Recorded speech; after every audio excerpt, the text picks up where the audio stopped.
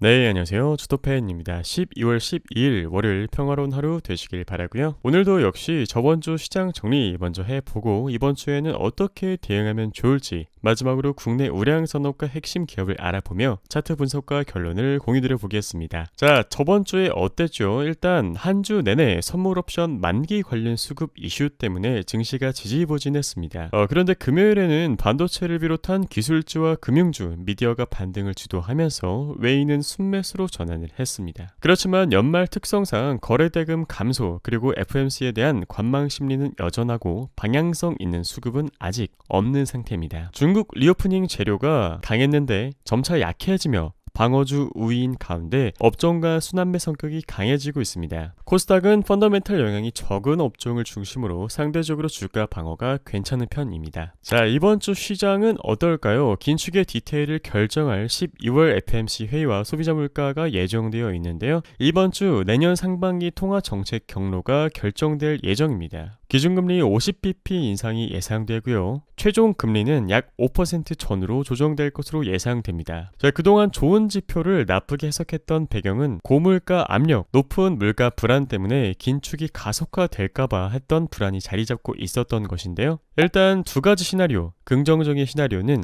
만약 미국 물가 지표가 시장 기대치에 부합하는 수준으로 발표될 경우에 금융시장은 긍정적으로 반영될 것이고, 부정적인 만약 물가가 예상보다 높은 서프라이즈를 기록했을 때 당연히 연준에서 긴축 기조를 강화시킬 수밖에 없겠죠. 오래 지속시킬 수밖에 없겠고요. 그렇기 때문에 투자 심리는 안 좋아질 수밖에 없다. 이렇게 두 가지 시나리오를 염두에 두시면 되겠습니다. 자, 그날의 방향성, 나침반 같은 지수를 먼저 파악을 해봐야겠죠. 코스피 일봉입니다. 왼쪽으로부터 이어져 온 파란 색깔 외부 추선 보이시죠? 현재 두 가지 동그라미를 통해서 이탈 여부 중요, 그러니까 2300포인트 중반, 그리고 밑으로 내려온다라고 하더라도 제2의 추선을 이탈하지 않는다면 반등 기조를 이어갈 수 있을 것으로 판단이 되는데요. 일단 코스피 2차전지 대형주 조정이 나오고 있는 상황이기 때문에 힘이 조금 빠지고 있는 상황입니다. 하지만 그동안 눌려있었던 인터넷주의 반등이 이뤄진다면 2400포인트를 다시 회복할 수도 있겠죠. 만약에 해당 구간을 이탈한다면 웬만하면 2200포인트 중반까지는 기다려보시기를 권유드리겠습니다.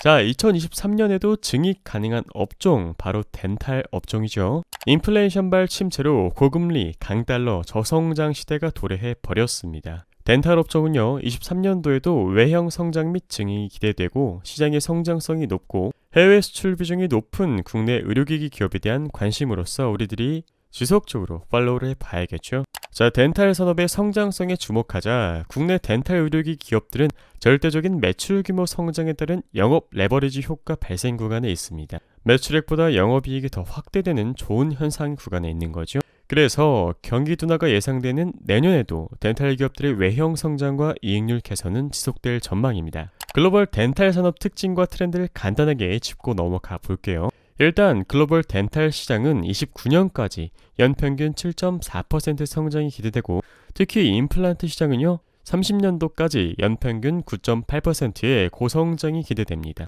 성장의 근거는 아직 낮은 침투율, 임플란트를 하는 인구가 아직 많지 않다는 거죠. 그 다음으로 사람들의 수명이 길어짐에 따라서 고령화된다. 쉽고 뜯고 맛보는 재미를 우리가 잃을 수는 없잖아요. 그렇기 때문에 임플란트 시장이, 덴탈 시장이 앞으로 성장할 수 있다는 겁니다. 국내 덴탈 기업들이 우수한 역량을 보이는 분야는 바로 임플란트, 그리고 치과 영상 진단입니다. 덴탈 산업의 주요 특징, 낮은 침투율, 임플란트 침투율은 아직 1%에서 2%밖에 되지 않기 때문에 앞으로 더 보급화되고 널리 퍼질 가능성이 높죠. 다음으로 높은 기술적 진입 장벽, 바로 임상 데이터와 레퍼런스가 있어야 하기 때문이고, 다음으로 덴탈 산업의 주요 트렌드, 치과 기구의 대형화, 그리고 디지털 덴티스트리의 비중 증가, 마지막으로 단순 치료뿐만 아니라 심미적인 요인까지 중요성 증대되고 있다는 겁니다. 주요 수출 국가는 미국과 중국이고요. 매력적인 국가는 중국, 그리고 신흥국이라고 보시면 되겠습니다. 규모 자체는 선진국이 크긴 하지만요, 이 성장성 측면으로 본다면 당연히 신흥국 위주로 노려봐야겠죠. 자, 그래프를 보며 확인해 보겠습니다. 제약 바이오 기업 전체 시가총액 및 비중을 보시면 CMO, 시밀러가 1등이고 의료기기는 4등입니다. 아까 낮은 침투율과 고령화를 이야기 드렸었는데 충분히 비중이 높아지고 시가총액이 높아질 수 있겠죠. 그 근거로 덴탈과 의료미용 기업의 영업이익과 영업이익률 추이를 보시면 아실 텐데 여기 점표를 이어서 보시면 우상향하는 모습을 확인할 수 있죠. 에스테틱 기기도 마찬가지고 덴탈 기기도 마찬가지입니다. 그 성장폭이 매우 뚜렷하고 눈으로 확인할 수 있었습니다. 자, 세계 인구 구조는 변화하고 있습니다. 우리들은 고령화 사회 진입을 이미 한 상태죠. 2019년과 2067년 대비 0에서 14세, 그리고 15세에서 64세, 65세 이상의 인구가 많아질 전망입니다. 다음으로 연령대별 결손 취약 개수를 보시면 아시겠지만 35세에서 49세, 75세까지 지속적으로 늘어나죠. 특히 75세 이상은 35세에서 49세 라인에 비해서 3배 이상 높은 결손 취약 개수를 기록했습니다. 글로벌 덴탈 시장 규모는요, 22년도에 38.8 10억 달러에서 29년도에는 63.90억 달러로 성장할 전망이고, 현재 글로벌 덴탈 시장 구성 비중을 보시면 기타 제외하고 교정이 가장 많고 그 다음으로 임플란트, 보철, 치과 영상 순서인 것을 확인할 수 있었습니다. 한국 기업이 잘하는 것은 바로 임플란트와 치과 영상이죠. 글로벌 치과용 임플란트 시장 전망은 앞서 이야기 드렸듯이 22년도, 30년도까지 고성장을 기록할 전망입니다. 자, 19년도 기준으로 글로벌 임플란트 업체 시장 점유율을 보시면 1위는 압도적으로 스트라우만이 26%를 차지하고 있고, 그 다음으로 한국 기업 오스템 8%, 그 다음 덴티움 5%였습니다. 자, 그래서 임플란트 시장이 성장하냐? 당연하죠. 시술 대상 임플란트 수는 20억 개에 달하거든요. 간단하게 이야기 드려서 앞으로 우리들이 팔 수 있는, 심을 수 있는 임플란트의 개수가 20억 개 가까이 존재한다라는 겁니다. 자, 임플란트 시장은 소수의 업체들이 높은 점유율을 갖고 있는 아주 과점적인 성격을 가지고 있거든요. 여기 파일을 보시면 아시겠지만 소수의 업체들이 다 해먹고 있다는 이야기입니다. 국내 및 아시아 국가에서 국내 업체의 시장 점유율이 높다는 점은 상당히 긍정적인 요인이죠. 국내 회사들은요, 글로벌 탑티어 업체들이 뒤처지지 않는 기술력을 가지고 있고 임상 데이터도 가지고 있습니다. 따라서 가성비 있는 임플란트 제품을 각국에 공급할 수 있는 거죠. 2021년 기준 중국 점유율 1위는 오스템 임플란트, 2위는 덴티움입니다. 아까 앞으로 성장할 수 있는 신흥국 시장이 상당히 중요하다고 이야기 드렸었는데 한국 회사들이 중국에서 점유율 1, 2위를 다투고 있었네요. 자, 국가별 1만 명당 임플란트 식립 개수를 보실게요. 신흥국이 성장하는데 중국이 가장 낮죠. 반면에 한국은 상당히 높습니다. 임플란트를 심을 수 있는 한국 치과 의사 선생님들의 기술력이 뛰어나고, 또 국내에 덴티움과 오스템 임플란트, 또 기타 기업들이 존재하고 있기 때문에 임플란트 식립 개수가 상당히 높은 거죠. 각국 인구 10만 명당 치과 의사 수를 보겠습니다. 한국은 여기에 위치해 있고요. 반면에 중국은 상당히 낮죠. 그래서 중국 시장이 성장함에 따라 한국 기업들의 매출과 영업이익도 동시에 성장할 수 있다는 것입니다.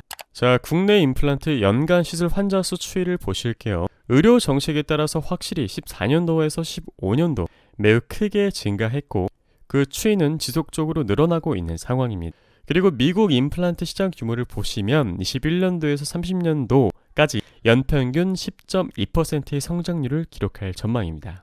자, 그리고 중국 임플란트 시장 규모 추이를 보겠습니다. 여전히 낮은 성장률이긴 하지만 의료기술의 발달과 보급화로 시장 규모 우상향하는 것을 확인할 수 있죠. 그리고 중국 임플란트 시장 점유율 현황을 봤을 때 아까 글로벌 시장 점유율 1위 기업이었던 스트라우만에 비해 오스템과 덴티움의 점유율이 아주 압도적인 것을 확인할 수 있었습니다.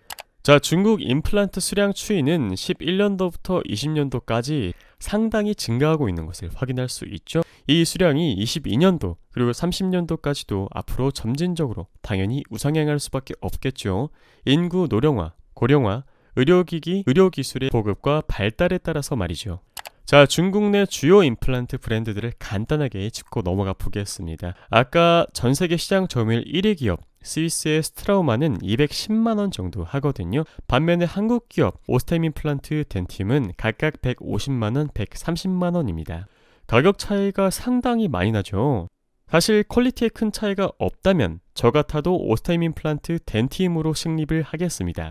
자, 그래서 2023년 경기 침체가 예견되는 상황에서 구조적 성장이 확보된 국내 덴탈 기업에 대한 관심이 필요하고, 관세청 데이터를 통해 수출 매출액을 어느 정도 우리들이 직접적으로 파악할 수 있고, 19년 이후 비용 구조에 대한 관리가 완성된 상태입니다.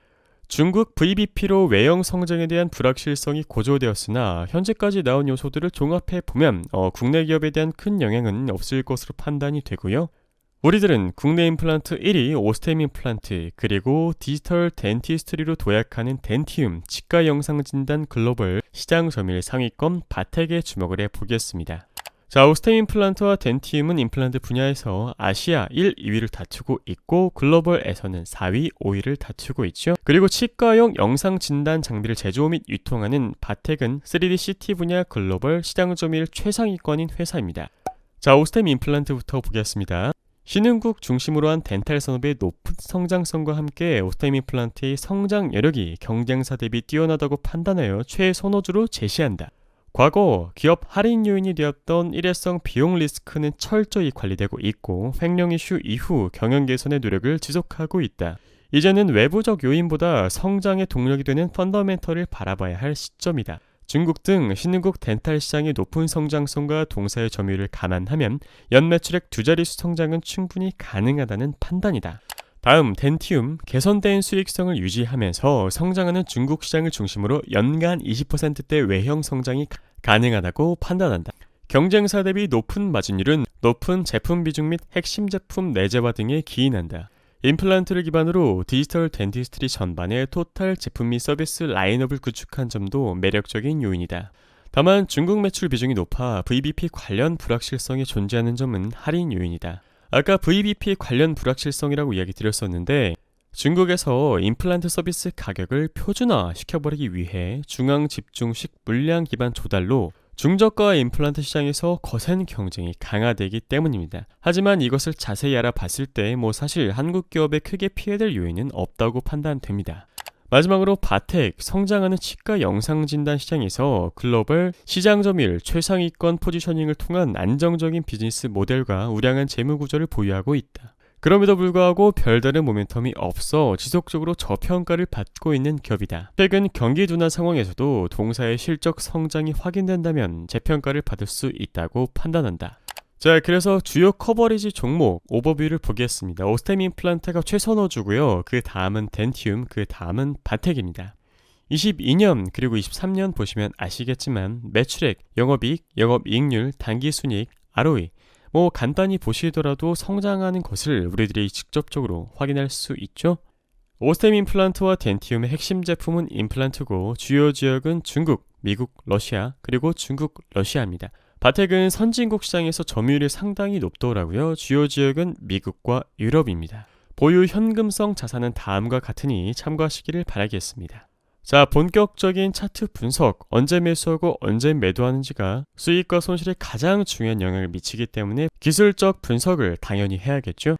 자, 차트 분석으로 들어가기 전에 간단하게 공지 하나만 드리고 가겠습니다. 아주 오래전 저는 가치 투자, 즉 기본적 분석을 신봉해왔습니다. 주식 매매의 본질은 기업의 가치를 사고 파는 것이라 믿었기 때문이죠. 따라서 주식 투자는 기업의 가치를 사고 파는 행위라는 숭고한 신념이 생겼고, 그 신념은 단지 기업이 계속된 흑자를 보고 있다고 해서 프리미엄이 한 무더기 붙은 비싼 가격의 주식을 매수하게 만들었습니다. 결국 저는 자본의 시간 가치를 완전히 간과했고 손실과 패배를 인정해야만 했습니다. 이후 실패의 원인을 분석하며 제 단점을 보완하기 위해 차트의 대가들이 쓴 책을 수십 권 읽었고, 저는 주가는 결국 매수세와 매도세에 의해 결정되며 절대 주가가 자연 발생적으로 저절로 올라가는 게 아니라는 사실을 깨달았습니다. 때문에 기본적 분석과 기술적 분석은 병행되어야 한다는 사실도 깨달았습니다. 기본적 분석은 그 주식을 매수할지 안 할지 결정해주고, 기술적 분석은 기본적 분석으로 걸러낸 주식을 언제, 얼마나,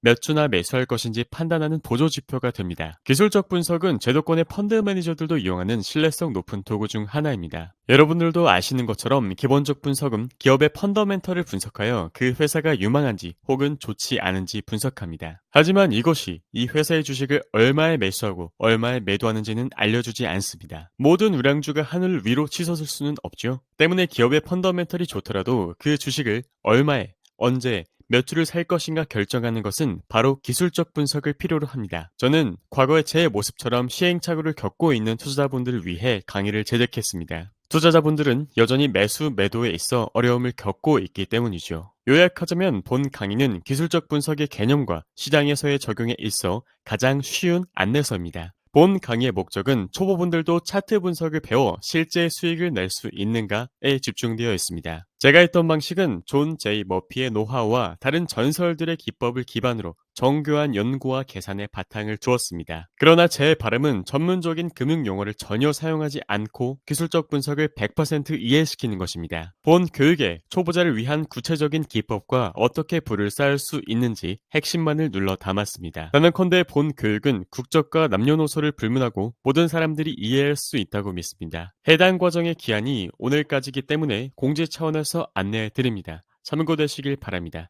감사합니다. 자, 오스템 임플란트의 1봉입니다. 금요일 매우 긍정적인 캔들 모양으로 마감이 되었는데요.